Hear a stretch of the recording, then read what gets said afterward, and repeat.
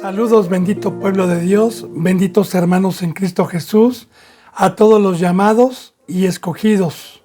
Que la gracia de Dios, el creador de los cielos y de la tierra, que por misericordia nos habló por medio de Cristo Jesús, estén con su persona, estén con usted.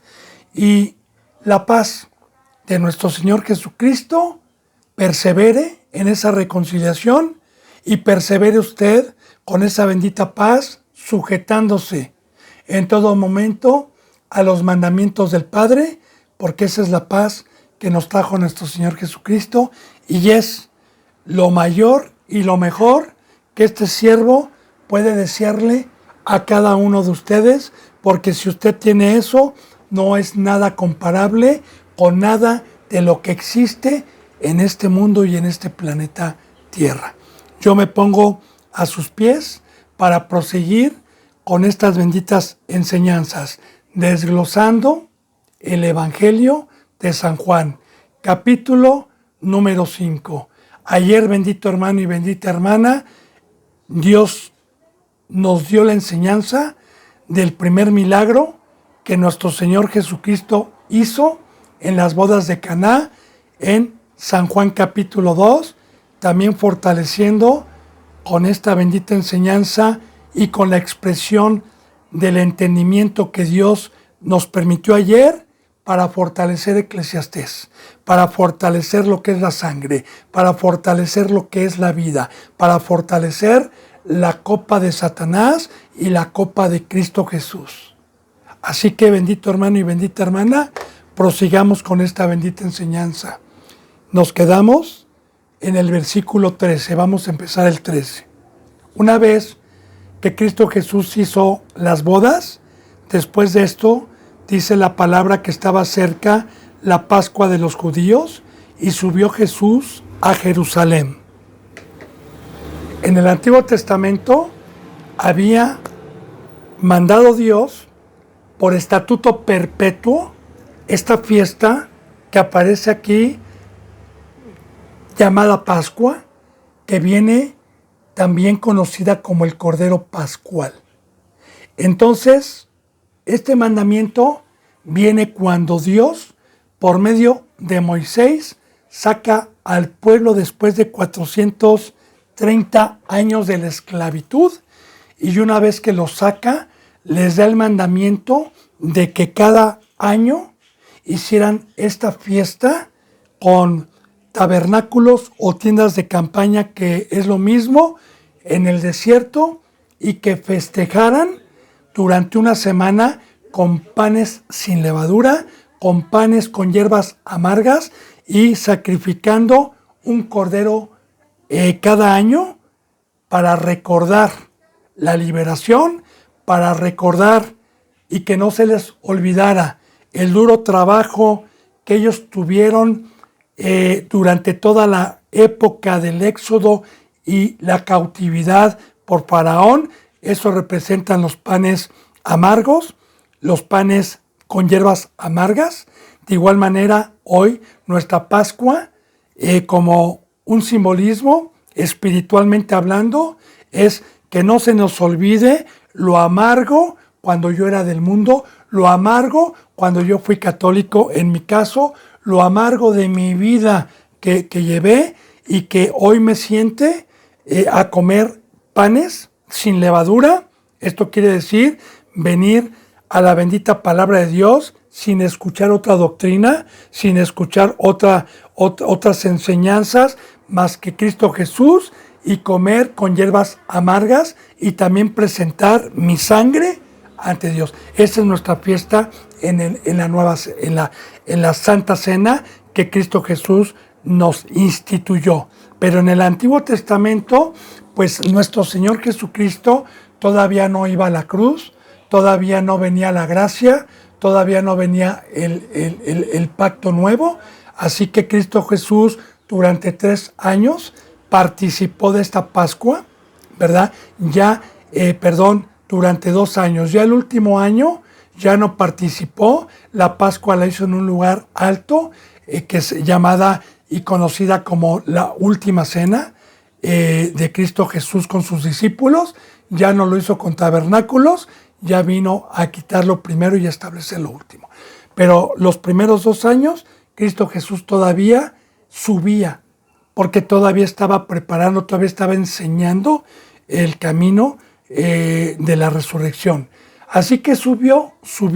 Y esto es muy importante meditarlo, cada palabra, porque la palabra subir es clave aquí. Quiero decirle que Dios desde el Antiguo Testamento, la ciudad y el templo en donde Dios permitió construir este templo y esta ciudad, fue en un monte alto, donde ese monte tenía la visibilidad a los 4 puntos cardinales para poder ver al enemigo. Y también profetizando ya Dios desde el Antiguo Testamento, que Dios es un Dios de seres espirituales, que Dios es un Dios de arriba, que Dios nos ha dado las alas del gran águila, que nos sacó de aquí abajo y que cuando habla de montes, cuando habla de ciudades arriba, habla del pueblo de Dios, de los seres espirituales. En el Antiguo Testamento como una figura. Ahora bien, este templo que estaba ahí, en donde se iba a llevar a cabo la Pascua, quiero decirle que las primeras Pascuas se llevaron o tuvieron origen primeramente en el tabernáculo erigido por Dios, que fue trasladado en el desierto y que fue un tabernáculo en donde se desarmaba y se montaba y que lo tuvieron que llevar. Bueno, ahí celebraron la Pascua durante muchos años, hasta que en el tiempo de los reyes Dios le permitió a Salomón construir el primer templo en donde se daba lugar a estas fiestas anuales desde aquel entonces y se llevaban estos ritos que Dios había establecido como mandamientos. Después, en el tiempo de pecado, en el tiempo de los reyes, en el tiempo de la deportación, Dios permitió, por la rebeldía del pueblo, que se destruyera ese templo en donde se llevaba a cabo estas fiestas. Se terminaron estas fiestas, Dios los mandó a Babilonia y durante 70 años estuvieron cautivos hasta que después Dios los perdonó y se levantó un segundo templo hecho por Esdras y Nehemías, mandado por Dios, en donde se celebró durante mucho tiempo esta Pascua, y ese es el templo del que aparece aquí, en el que estuvo nuestro Señor Jesucristo y en donde subió. Ese templo que fue edificado por Dios mediante Esdras y Nehemías después del primer templo, que también, como lo vamos a ver, Cristo Jesús más adelante profetiza su destrucción de ese templo, que fue destruido 72 años después de que nuestro Señor Jesucristo padeció y resucitó. Entonces, el primer pueblo, después de siglos de haber sido rescatado de Egipto, seguían participando de estos rituales y de estos mandamientos, como hoy también muchos que se autodominan cristianos participan aparentemente en los mandamientos de Dios, pero haciendo pecados muy graves, como los que vamos a aprender aquí en esta bendita enseñanza de San Juan. Dice entonces, y halló en el templo a los que vendían bueyes y ovejas y palomas, y a los cambistas allí sentados. Le explico también, bendito hermano y bendita hermana. En el Antiguo Testamento, cada año subía el pueblo a festejar esta Pascua con animales a todos los que pecaban, y iban con el sumo sacerdote para ofrecerle al animal, y que el sumo sacerdote degollara al animal fuera del templo, del lugar santísimo, vaciara la sangre en un lebrillo, en un recipiente, quemara la carne fuera del lugar santo y santísimo, y que el sumo sacerdote entraba al lugar santísimo con la sangre a abogar por aquella persona o por el pueblo que había ofrecido esos animales por el pecado, porque cada año se hacía esto. Se comía también los panes sin levadura, como lo dije, los panes con hierbas amargas, y tenían que presentar el cordero pascual o un sacrificio de un animal, como lo hice según la economía de cada hebreo. Los que tenían dinero o podían ofrecer bueyes, los que eran de clase media podían ofrecer ovejas, y la gente pobre como María, como José, ofrecían palomas, ofrecían animales, pero en sí todos iban a ofrecer en la Pascua animales. Ahora, quiero decirle que en el primer pacto el pueblo se conoce como un pueblo ganadero y como un pueblo agricultor, como una sombra, claro, de lo que iba a venir. Pero en el momento en que, después de tanto pecado, después del tiempo de los reyes, entra el pecado y Dios se separa de su pueblo, 375 años aproximadamente que hubo un silencio de Dios con su pueblo. Desde aquel entonces hasta la llegada de nuestro Señor Jesucristo fueron 375 años.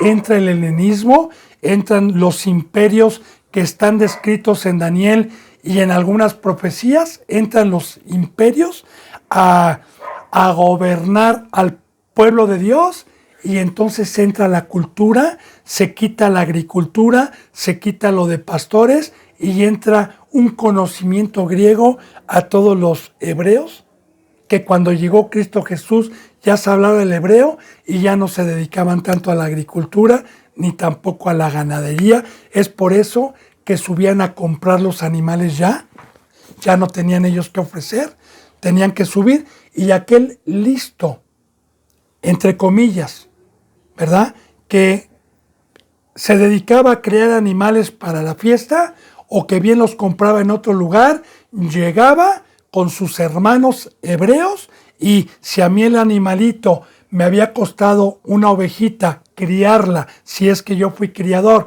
me había costado 1,000 pesos criarla, yo se la vendía en 5,000 pesos al hermano que llegaba a adorar a Dios y a cumplir con el mandamiento establecido. De igual manera, si un buey me había costado a mí 5,000 pesos, se lo vendía yo en 15,000 pesos y hacía mercado, llevaba una ganancia, aprovechaba el mandamiento de Dios, aprovechaba esta fiesta solemne que era santa y que era para venir a darle gracias a Dios de haberlo sacado de Egipto, para llenarme las bolsas y aprovechar estos mandamientos que Dios había establecido para trasquilar a las ovejas que llegaban a ofrecer. Entonces, bien, igualmente los cambistas. ¿Por qué había cambistas? Bueno, en aquel entonces, si usted se da tarea a estudiar, habían muchas monedas, como las romanas, las griegas, y habían varias culturas y varias monedas de denominaciones diferentes. Pero la que más valía y la más aceptada era una sola moneda, que hoy también en el mundo entero, para que pueda entender lo que le voy a estar explicando, la moneda que más es aceptada es el dólar y el euro a nivel mundial. Por eso usted, si se va a algún lugar con dinero mexicano, a Rusia o a cualquier lugar, y llega a algún restaurante, no se lo aceptan. Pero si usted llega con dólares, sí se los aceptan. Entonces yo, como mexicano, si me voy a ir a China o a Japón, tengo que llegar a un lugar que se llama hoy casa de cambio para poder cambiar el dinero mexicano y que me den dólares. Entonces, de igual manera, en aquel entonces había una moneda que era aceptada y las otras no.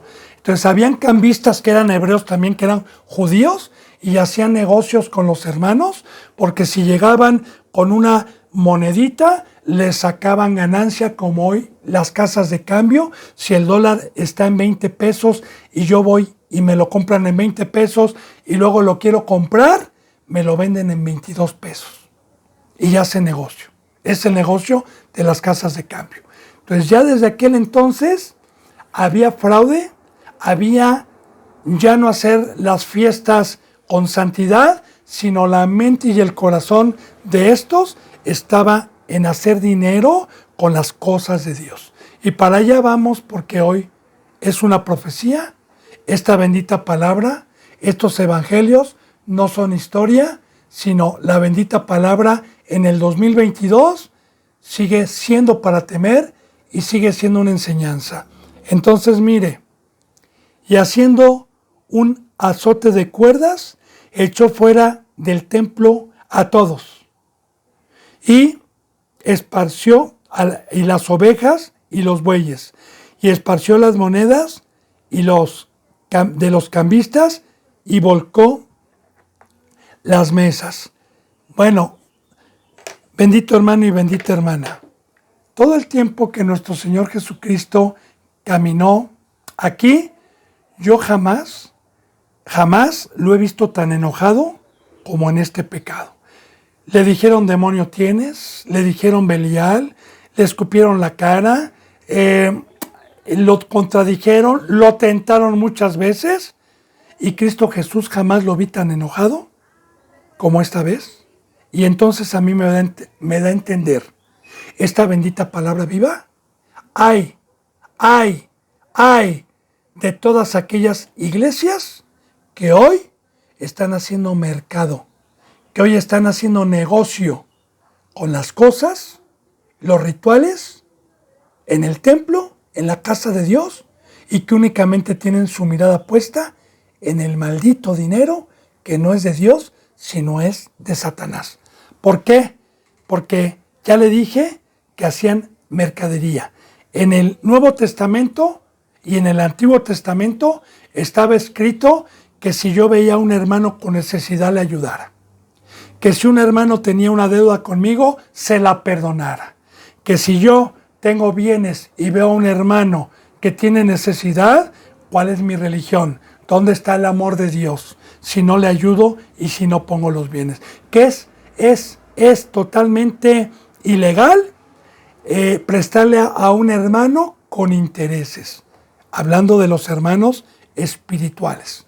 Así que yo, bendito hermano y bendita hermana, tengo el mandamiento de Dios de que lo que recibí por gracia gratuitamente, darlo por gracia, porque las cosas son de Dios, la sabiduría es de Dios, las fiestas que se hacen hoy son de Dios, y hoy este tipo de, proféticamente, de representantes que hacen mercadería en la casa del Padre, se refiere a pastores y a iglesias que venden libros, que venden enseñanzas, que venden el café, que venden la comida y que hacen negocio de la casa del Padre.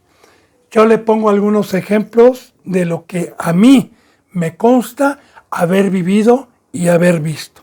Alguna ocasión fui a una congregación de más de 400 personas por un hermano de carne que me decía que fuera para que viera la verdad. Y yo fui obediente y fui para mostrarle a mi hermano que ahí no estaba la verdad. Pero bueno, esa es otra historia. Y en el momento en que yo escuché la predicación y cuando terminó la predicación, este pastor dijo que la enseñanza se había grabado y se había quemado en DVD y que estaba ahí para poderla comprar a todo el que tuviera hambre y que volvieran a repasar las enseñanzas. El DVD que estaba afuera, en aquel entonces cuando yo fui por ahí, por el 2011 más o menos, por el 2013, 2014, por esa fecha, vendían el DVD en, si no mal recuerdo, en 30 o 40 pesos, cuando en tiendas donde uno buscaba, lo vendían en 2 pesos virgen y me costaba unos 50 o $1 a lo mucho quemar el DVD. Así que me salía como en 3 pesos y lo estaban vendiendo en 30 pesos. O sea que estaban ganando 27 pesos con la sabiduría de Dios, porque la sabiduría no es de nosotros, y ahí entra la mercadería. De igual manera, bendito hermano y bendita hermana, los libros que del ayuno, que de la oración, que del Espíritu Santo, cuestan un dineral, cuestan 200, 150, 300 pesos y hacen mercadería porque imprimir un libro por cientos me sale como en 40 o 50 pesos cuando yo estoy haciendo mercadería y estoy utilizando hermanos también para decirle, pon una librería cristiana, como aquí en México hay una librería cristiana en el centro, en donde yo he ido varias veces y cuando he entrado me dicen, hermano, bienvenido, pero me venden las cosas carísimas, me venden la Biblia carísima, me venden los libros carísimos, me venden citas bíblicas decoradas carísimas y están haciendo mercadería de la misma familia y del mismo pueblo de Dios con las cosas de Dios y con la sabiduría de Dios. ¿Y sabe qué, bendito hermano y bendita hermana? También a todos aquellos que piden comida a hermanos y hermanas y que luego la venden y todo el dinero se lo quedan y no le dan nada a los que trajeron la comida y se clavan el dinero, están haciendo mercadería. También en otra congregación tuve yo la experiencia de que aquí, por ejemplo, mi cuñada, que es esposa, que es hermana de mi esposa, pues tenían un negocio de pozolería, tenían un negocio de antojitos y venía el representante a decir que se llevara la bendición, que llevara 40 platillos de pozole, ¿verdad? Y que se llevara la bendición y ella iba, los llevaba, el pastor los vendía y se clavaba todo el dinero y no le daban un quinto y se lo pidieron muchas veces. Mercadería. Todas estas personas trasquilan a las ovejitas como estos. Venían los hermanos a comprar la ovejita para poder adorar a Dios, para poder cumplir con los rituales del primer pacto, pero trasquilaban y hacían negocio con la misma familia de Dios. Entonces, ese pecado es muy grave y es causa ira para Dios y para Cristo Jesús. Lo podrán seguir haciendo, porque hay muchas congregaciones que así lo hacen, pero el día que estemos en la presencia de Dios, ahí va a ser el rechinar y el llorar y un arrepentimiento tardío, en donde los placeres y los deleites temporales que ellos prefirieron van a terminar y no van a estar con los verdaderos y eternos. Bueno, entonces estamos viendo, bendito hermano y bendita hermana, que es un pecado muy grave para Cristo Jesús, la mercadería. Ahora, en el 16 dice, y dijo a los que vendían palomas, quiten de aquí esto y no hagan de la casa de mi padre mercado. Claro, que en un mercado aquí en México, por ejemplo, y yo creo que en el mundo entero, en un mercado yo voy a comprar lo que voy a vender a algún lugar más barato y en el mercado yo llevo una ganancia. Estoy mercando un producto y lo estoy vendiendo más caro para llevarme dinero en la bolsa. Entonces, hoy, lamentablemente, en la mayoría de las congregaciones han hecho un mercado con las cosas de Dios, con la gracia de Dios. Ya le dije, venden las enseñanzas, venden los libros, venden la comida, venden todo. Y si no se lo venden y usted dice, voy a un lugar donde no me piden eso, también se lo venden cuando le exigen el diezmo y la ofrenda. Y que en la mayoría de las congregaciones, en cada prédica, siempre tocan el diezmo, siempre tocan la palabra ofrenda, en toda prédica.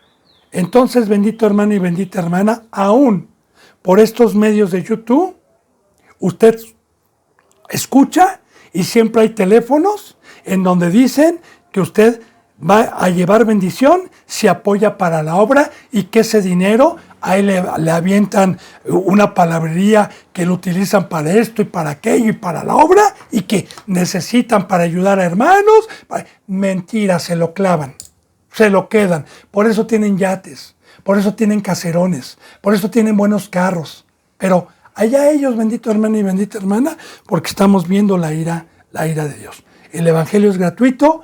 Aquí, como yo le dije, no se ha puesto teléfonos, nunca se pide un apoyo, nunca se pide nada. El Evangelio es gratuito y así debe de ser. No hacer mercadería de la casa de mi Padre. Dice, entonces, cuando Cristo Jesús dijo eso, se acordaron sus discípulos que está escrito, el celo de tu casa me consume.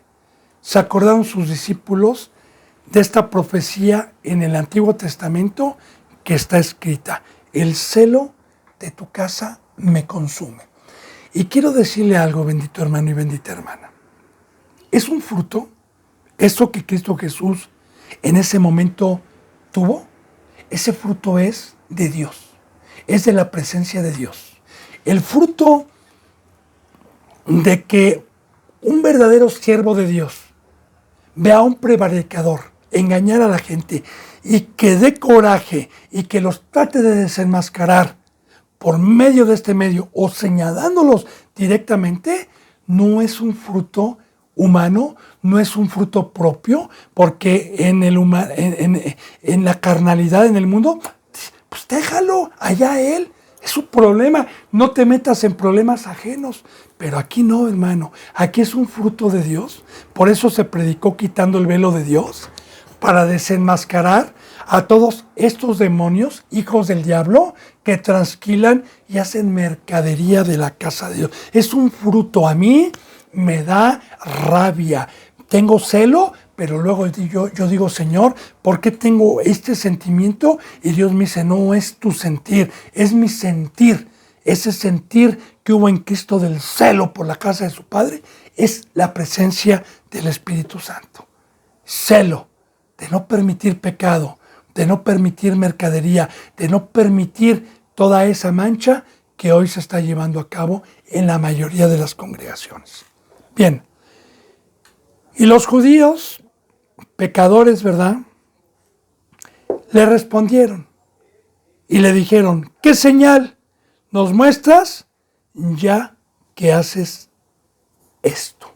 ¿Qué señal nos muestras?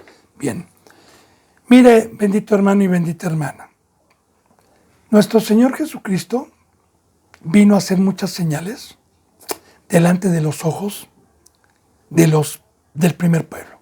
Resucitó muertos, sanó enfermos, pero estos pecadores, cuando veían las señales, se molestaban y decían que por qué sanaba y por qué resucitaba en el día de reposo.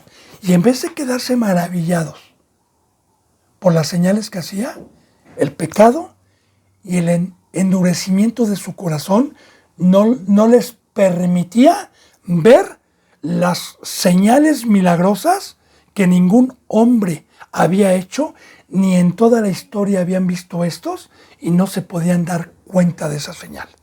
También quiero decirle algo, adelantándole un poquito esto, porque vamos a ver la señal que Cristo Jesús les va a dejar de los 3 días, que va a destruir el templo y que lo va a edificar en 3 días.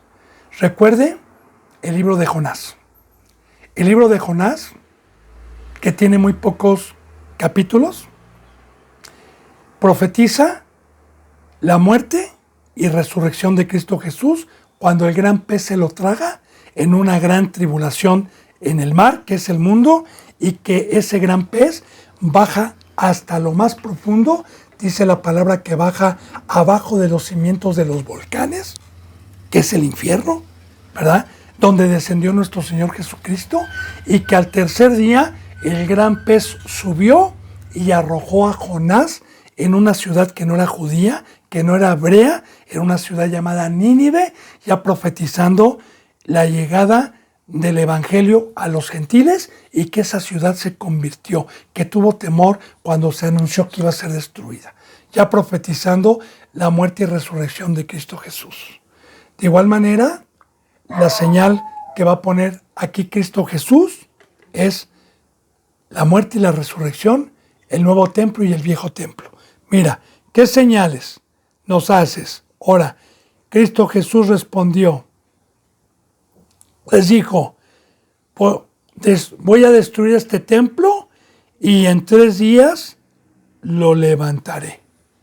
En 3 días lo levantaré.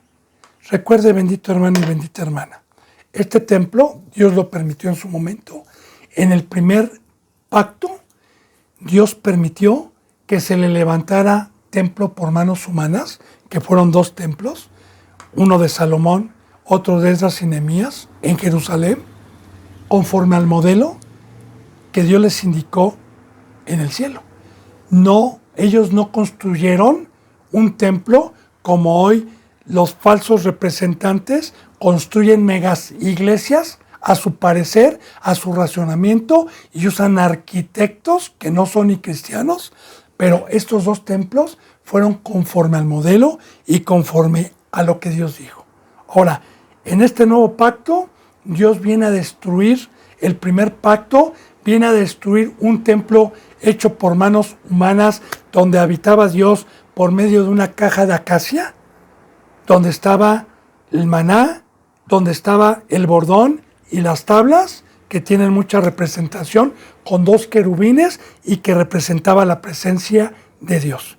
Ahí habitó Dios durante mucho tiempo, pero ya dicho por Dios y por Cristo Jesús, quita el primer pacto y viene a establecer el segundo pacto, en donde Cristo Jesús con su sangre levanta un templo no hecho por manos humanas, sino por su sangre, que es hoy la iglesia, que son los escogidos para que pueda morar el Espíritu Santo, y que en esa iglesia debe de estar el maná, debe de estar el bordón y debe de estar la ley. Dentro de esa iglesia está el poder de Dios, está su palabra y está la ley escrita. Así, bendito hermano y bendita hermana, este versículo bíblico y estos versículos los voy a aprovechar también para enseñar.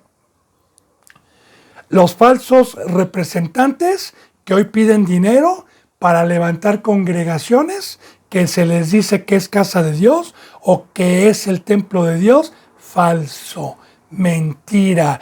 Dios no pidió que levantáramos templos ni que pidiéramos dinero para congregarnos en algún lugar. Usted lee el libro de los Hechos de los Apóstoles, y los apóstoles entraban a templos que ya estaban hechos por los fariseos, por el primer pueblo, antes de la llegada de nuestro Señor Jesucristo, pero que los cristianos jamás pidieron dinero, y jamás nos indica la Biblia que se dedicaron a construir lugares para reuniones y para congregarnos y para reuniones espirituales. Más bien se juntaban en casas, se juntaban en plazas, se juntaban en el campo, o donde podían, se juntaban para enseñar la bendita palabra de Dios. Como testimonio y para gloria de Dios, yo le digo, bendito hermano y bendita hermana, que a mí Dios, antes de ser cristiano, me dio la oportunidad de hacer una construcción, de la cual, cuando me dijo Dios que todo era suyo, lo puse para congregarnos, lo puse para enseñar la palabra, lo puse para dar albergue al hermano o a la hermana que no tiene un techo, que es humilde. Y entonces jamás he pedido yo para construir, para ayudar a un hermano que no tiene hogar, como las demás congregaciones, porque es ilícito pedir para construirle un lugar, dizque a Dios, cuando Cristo Jesús vino a levantar el templo, que hoy es la iglesia. Espero, bendito hermano y bendita hermana, que vayamos entendiendo. Entonces, destruir este templo, y en 3 días levantaré el templo nuevo. 3 días son los que duró Jonás.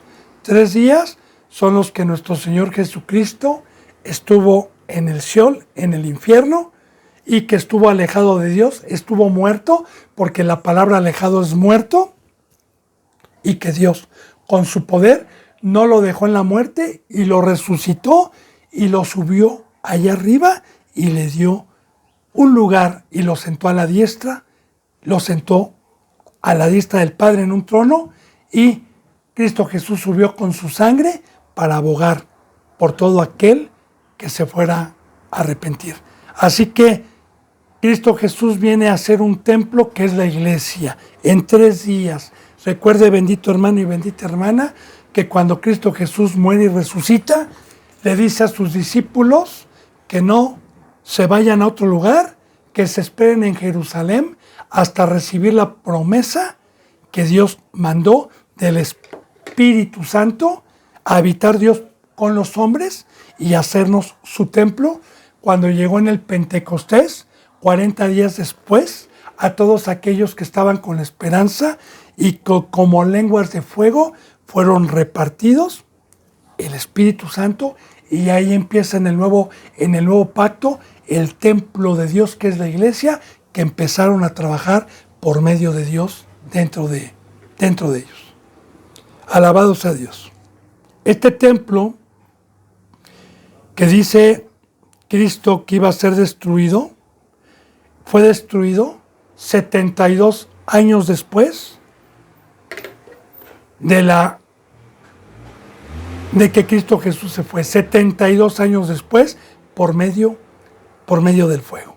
Y hasta la fecha, bendito hermano y bendita hermana, esta profecía que se cumple para los pecadores, para el primer pueblo, los deja Dios sin templo, los deja Dios sin lugar hasta el 2022, porque usted sigue checando y a través de 2000 años los judíos se han golpeado y han estado en el único muro que quedó del templo, lamentándose.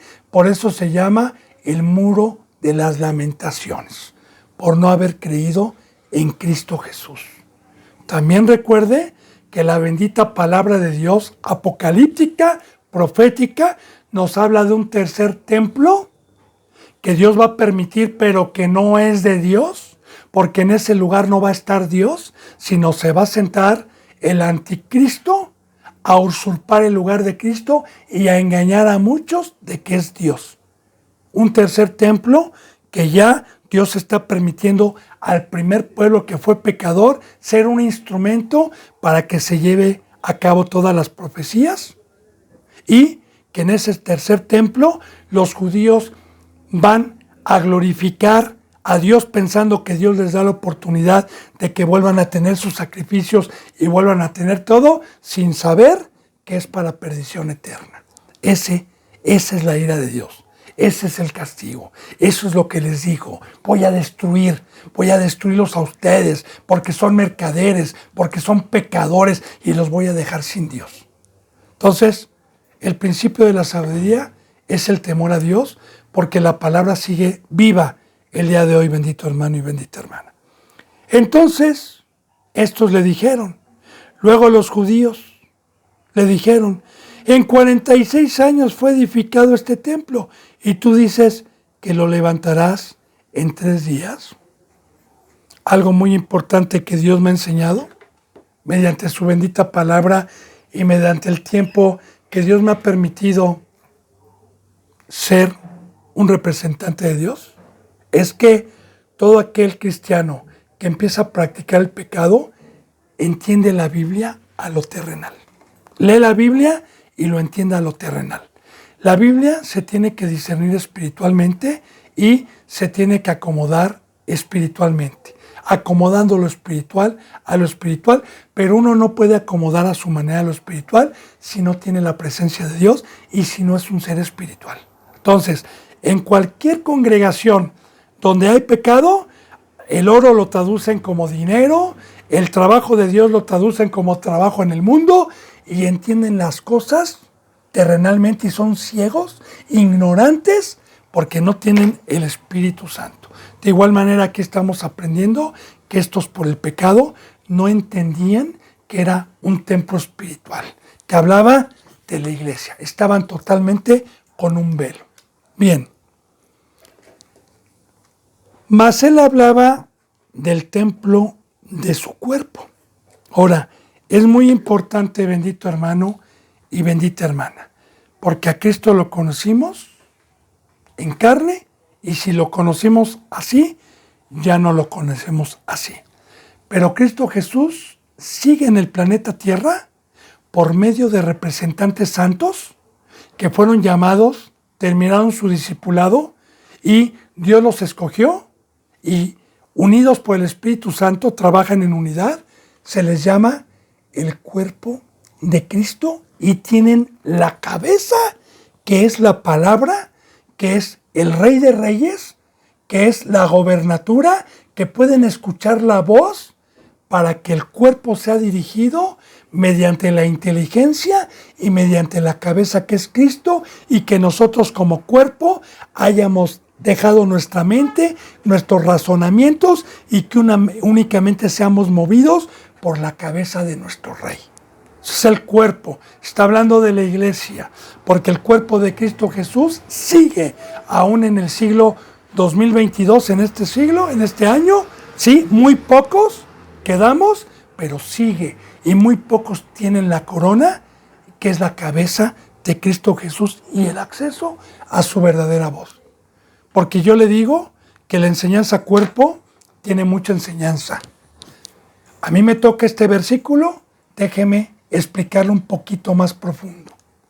Si yo puedo ahorita hablar y estoy moviendo mis brazos, como los muevo, y muchas veces agarro el lápiz, agarro mis lentes para leer y ponérmelos, la orden viene de mi cabeza para que mi cuerpo armónicamente sea obediente a las indicaciones que yo le estoy mandando y no sea necio. Imagínense que yo ahorita mande a mi mano derecha a tomar la Biblia, ya le di la orden. Imagínense que en vez de tomar la Biblia me dé un trancazo o me jale el cabello. Entonces yo le voy a decir, oye, la orden no fue esa. Entonces, cuando se refiere al cuerpo de Cristo, se refiere a una iglesia que está sujeta totalmente a las órdenes de la cabeza y se deja mover con la cabeza de Cristo Jesús, y que son obedientes, y que, como nos dicen, díganos así, gloria a Dios, somos legalistas, somos extremistas, somos perfectos, somos rectos, gloria a Dios, que nos sigan aventando piedras, que nos sigan vituperando, pero yo predico la verdad. Ese es el cuerpo, la iglesia del día de hoy. Este cuerpo está hablando.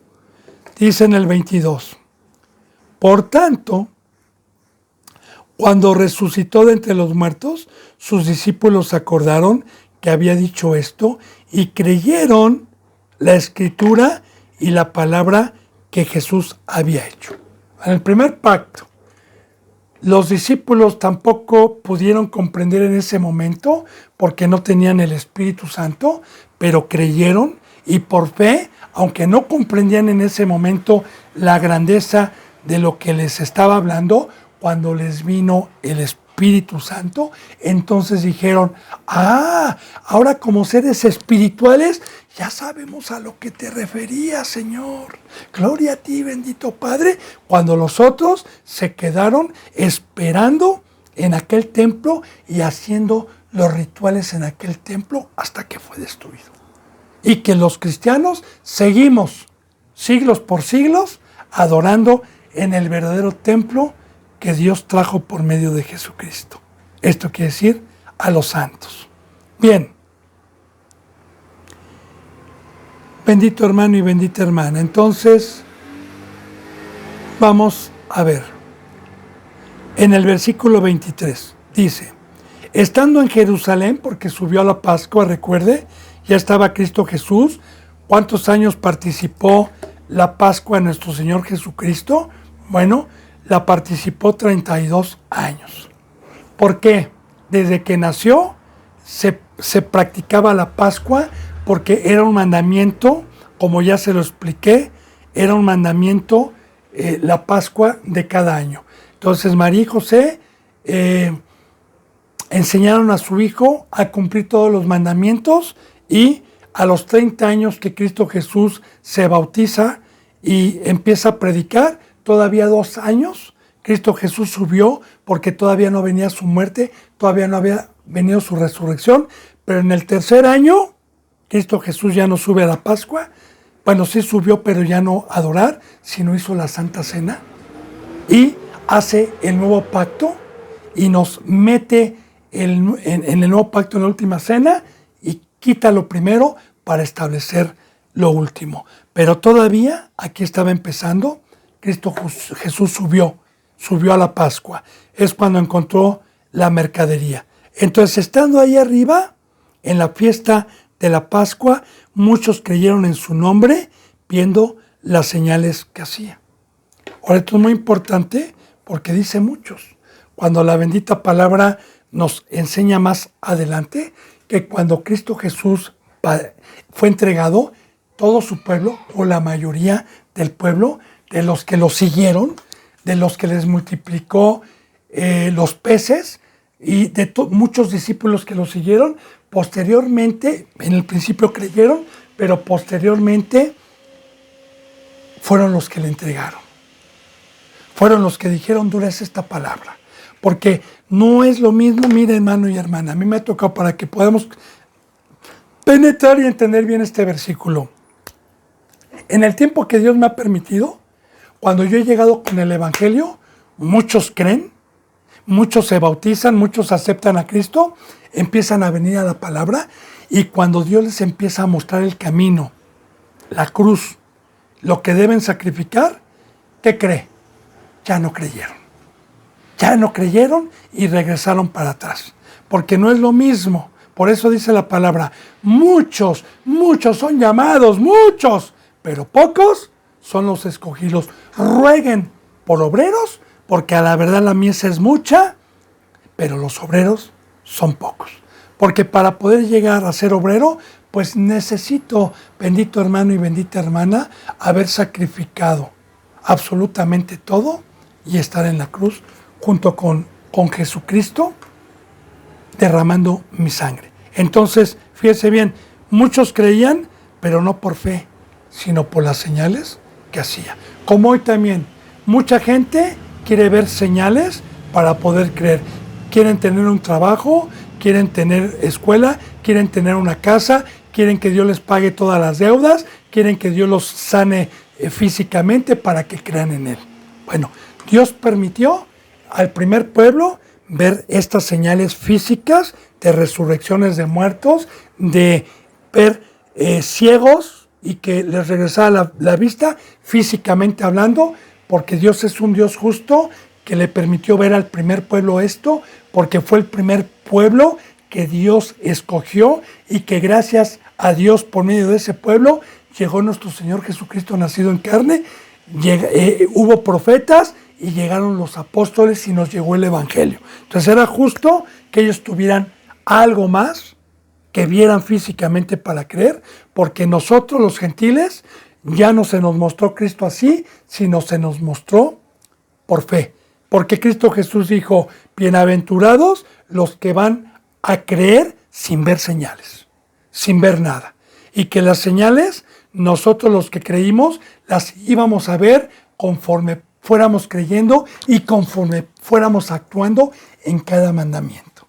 Bien, entonces mire lo que dice, creyeron. Muchos creyeron por las señales que hacía. Dice, pero Jesús mismo no se fiaba de ellos porque conocía a todos. Como yo le dije, hoy también, como yo digo, viene 2 o 3 personas, les predico el Evangelio, aceptan a Cristo, los bautizo, y yo no conozco si van a llegar a la meta, que es el ministerio, pero Cristo Jesús conoce si en ese momento lo están haciendo con un corazón sincero, con un corazón crédulo. Nosotros no podemos penetrar a los corazones, pero Cristo Jesús conoce quién sinceramente y quién con un corazón contrito cree en Cristo Jesús y quién no lo cree. Dice en el versículo 25, y no tenía necesidad nuestro Señor Jesucristo de que nadie le diese testimonio del hombre, pues Él sabía lo que había en el hombre. O sea, ni usted ni yo puedo abogar por un hermano y decirle, Señor, yo lo conozco, es bueno, perdónalo. Y Cristo Jesús dice, ¿qué me vienes a decir a mí si tú no te das cuenta cuando tu hermano se va todo lo que hace?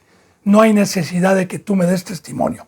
Yo conozco sus obras, conozco su corazón, y yo igual, bendito hermano y bendita hermana, Dios y Cristo Jesús no tienen necesidad de que nosotros aboguemos por nadie. Él sabe perfectamente qué hay en el corazón de cada uno. Esto no quiere decir que yo le esté diciendo que no ore por los hermanos. No, por los hermanos que se arrepientan de su pecado, por los hermanos que estén tropezando, hay que orar por ellos. Pero Dios conoce los corazones y yo no voy a dar testimonio de ninguno de los hombres. Vamos a empezar, bendito hermano y bendita hermana, el capítulo 3. Y también recuerde, el evangelio que Dios puso en mi corazón, aparte de fortalecer todas las enseñanzas que hemos visto, es para que nosotros veamos las huellas, la vida, el ministerio del primogénito que dijo: yo soy el camino, síganme. Y para que usted vea cuál es el verdadero camino y qué es lo que tiene que hacer un verdadero siervo que ha creído que Cristo Jesús lo que hacía lunes, martes, miércoles, jueves, viernes, sábado, domingo, lo que hacía todos los días. Entonces, estamos viendo que Cristo Jesús no para de enseñar, no para de exhortar, no para de hacer milagros. Bien, dice en el 3.1, había un hombre de los fariseos que se llamaba Nicodemo, un principal entre los judíos. En el primer pacto, en el Antiguo Testamento, cuando Dios constituyó el templo hecho por manos humanas, conforme al modelo que se le indicó a Moisés y luego a Salomón y luego a Esdras y Nehemías, en esos templos estaba una familia de los 12 hijos de Jacob, llamada Leví, la cual fue escogida por Dios para el sacerdocio. Y ahí, en ese tribu, habían dos ministerios. Uno que se llamaban sumos sacerdotes y otros que se llamaban sacerdotes de la tribu de Leví. Ambos trabajaban en el templo. Unos, el sumo sacerdote, es el único que podía entrar al lugar santísimo en donde estaba el arca de Acacia, que contenía la vara de Aarón, el maná y las escrituras que bajó Moisés del monte en una caja de acacia con los 10 querubines que representaba la presencia de Dios y que había un velo, una cortina para que el pueblo no pudiera ver eso, sino el sumo sacerdote, y el sumo sacerdote entraba una vez al año a ofrecer la sangre de los machos cabríos para abogar por los pueblos, por el pueblo de Dios. Y en la otra parte llamada lugar santo, entonces los sacerdotes que estaban bajo el rango de lo sumo, llamados sacerdotes, tenían que mantener los candelabros prendidos y tenían que estar poniendo y cambiando el pan de la propiciación para que en todo momento hubiera pan en la casa de Dios y hubiera pan fresco, ya representando como una sombra lo que iba a venir por Cristo Jesús, porque Cristo Jesús viene a quitar el ministerio del sumo sacerdote, viene a destruir el templo, como lo vimos, viene a rasgar la cortina, y Cristo Jesús hoy, según el libro de Hebreos, es nuestro sumo sacerdote, es el único que entró al lugar santísimo, el verdadero, ya no el hecho por manos humanas, sino el verdadero que está allá arriba, y entró con la sangre para que todo aquel que hace pecado el día de hoy y confiese, en primera de Juan dice que abogado tenemos, en Hebreos dice que Cristo Jesús intercede como el sumo sacerdote por los pecados que podamos cometer por ignorancia, no practicando el pecado en este nuevo pacto. Y el sacerdote que está en el lugar santo, que hoy es la iglesia, es el cuerpo de Cristo, que tenemos que mantener la luz prendida de cada hermano y de cada hermana que recibió la luz en el bautizo, y que el sacerdote está cuidando la lámpara para que no se apague, exhortando, amonestando, redarguyendo, para que no se apague, y que en todo momento tengamos pan fresco. Esto quiere decir enseñanzas nuevas y nuevas de toda la Biblia, que en la casa de Dios es lo que tiene que tener un sacerdote, como una sombra. Entonces, bueno, cuando dice que llegó un principal, es que en el primer pacto era un sumo sacerdote que cumplía con el ministerio que Dios le había delegado. Bien, entonces había un hombre de los fariseos, y era un fariseo circuncidado en el prepucio, que se llamaba Nicodemo, un principal, ya le dije lo que es principal, entre los judíos. Este vino a Jesús de noche y le dijo: Rabí, sabemos que has venido de Dios como maestro, porque nadie puede hacer estas señales que tú haces si no está Dios con él. Entonces, primeramente vino de noche. ¿Por qué? Porque los sumos sacerdotes tenían temor y miedo de todos los sacerdotes y los sumos sacerdotes, porque decían que cualquiera que siguiera a Cristo, lo echaban y lo expulsaban de la sinagoga y lo excluían.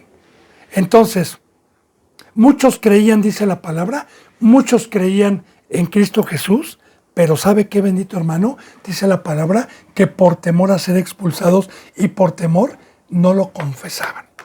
Pero este creía, pero fue de noche. Ahora, también el negar a Cristo Jesús el día de hoy como este personaje, ¿verdad? Dice en Primera de Juan que todo aquel que niegue a Cristo Jesús también lo negará aquel día delante del Padre. ¿Y qué es negarlo? Que mi vecino, mi vecina amiga, ay, oye, ¿por qué no vas por qué esto? Porque yo soy cristiano, yo no puedo militar en el mundo, yo tengo esta vida.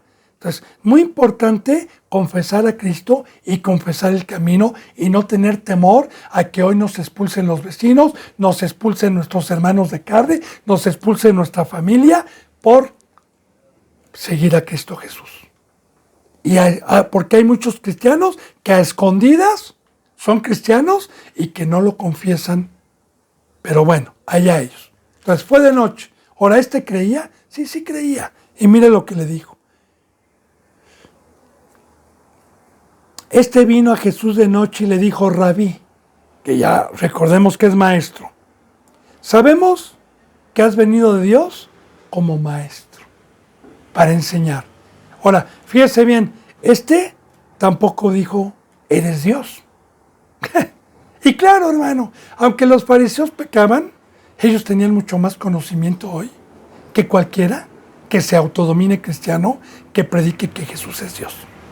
Fíjese lo que está diciendo, que has venido como maestro de Dios, enviado por Dios. Dice, porque nadie puede hacer estas señales que tú haces si no está Dios con él. Y déjeme explicarle un poquito a lo que se refiere esto y qué enseñanza tiene hoy para nosotros esto que estamos aprendiendo. Cristo Jesús resucitaba muertos, Cristo Jesús sanaba sordos, Cristo Jesús sanaba ciegos, Cristo Jesús levantaba paralíticos, Cristo Jesús caminaba en el mar y la gente se quedaba maravillada, a la vista, hacía milagros a la vista. Cristo Jesús, cuando viene lo espiritual, cuando Cristo Jesús va a la cruz y resucita, dice: bienaventurados los que van a creer sin ver los milagros terrenales, pero que los van a poder ver espiritualmente, porque Cristo Jesús sigue haciendo milagros el día de hoy, pero para todo aquel que cree, porque hoy los milagros de Cristo Jesús son testimonios de gente que tenga 2 o 3 años, que sean angelicales y que puedan dar testimonio de que son nuevas criaturas, de que tienen la imagen de Dios, de que pueden caminar en el mar, de que están totalmente en la cruz, alejados del mundo,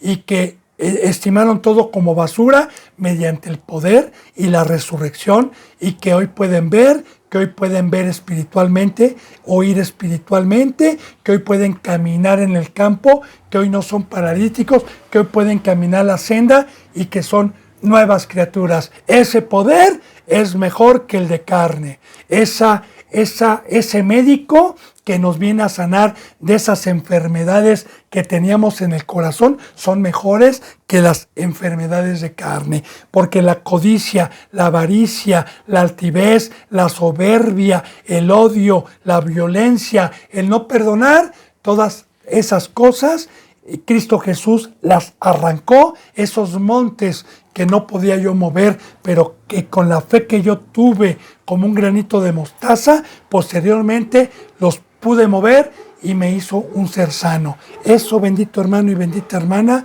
es saber si también podemos reconocer hoy a un representante que tenga a Dios y que sea también un maestro. Porque Cristo Jesús vino a constituir seres ungidos, cristianos, que viene de la palabra Cristo, para que podamos dar testimonio el día de hoy. Así que un representante en donde en la iglesia que Dios le ha permitido hay testimonio de criaturas nuevas y criaturas convertidas y criaturas sanas, entonces sabemos que ha venido de Dios y que puede predicar y que puede enseñar las cosas de Dios. Ahora recuerde, esto no quiere decir, bendito hermano y bendita hermana, que un representante santo puesto por Dios, todos los congregantes sean santos. No. Como dice en la epístola de segunda de Juan, que empieza así: a la señora elegida, y me gozo por ver a alguno de tus hijos en la verdad. Alguno de tus hijos en la verdad. Ahora yo le doy testimonio, muchos son los llamados, y aunque Cristo Jesús tuvo a su Padre, ¿cuántos verdaderamente quedaron como seguidores? ¿Cuántos tomaron su cruz? ¿Cuántos verdaderamente lo dejaron todo? Así que bendito hermano y bendita hermana, sí, en un lugar donde esté Dios, hay testimonios, hay milagros, hay transformación, no físicos, sino espirituales el día de hoy. Por eso dice en Apocalipsis, el que tenga oídos para oír, escuche lo que el Espíritu Santo dice. ¿Pero qué oídos? Espirituales. Así que, bendito hermano y bendita hermana, se me ha ido la hora. Yo espero ser explícito, espero que Dios me esté utilizando, pero recuerde, si hay cualquier duda, no dude en tener una comunión para que pueda yo servirle y aclararle cualquier duda con la bendita palabra de Dios. Que la gracia y la paz estén con ustedes. Les mando un abrazo y me despido con el óculo santo. Hasta mañana, si Dios los permite, en la enseñanza número 6. Esta fue la 5.